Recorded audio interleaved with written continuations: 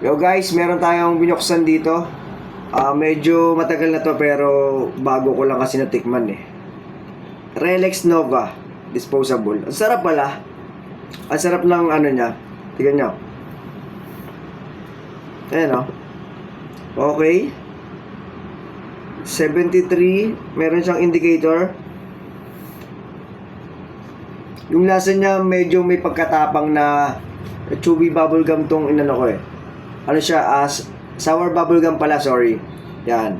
Tangy Chews. Yung galing nito ang hagod tapos yung lamig niya tamang-tama lang. Sakto-sakto dun sa ano niya. Sa lasa niya. Grabe, sarap nito Nakaka-addict din to. Yung charging port po niya, ito po. USB. Then meron siyang airflow. Ayan po, meron mahina o malakas. Ayan, all black. Yung design niya, simple lang. Napakaganda, sobrang solid gamitin. Aesthetic. Diba? Simple-simple lang. Para sa mga simpleng tao din, syempre. Yun lang, Relex. Okay na okay to para sa akin. Ang sarap din ng lasa, sarap ng pagka-blend niya. Iba talaga si Relex gumawa, no? Okay na po, goodbye. Relex, solid.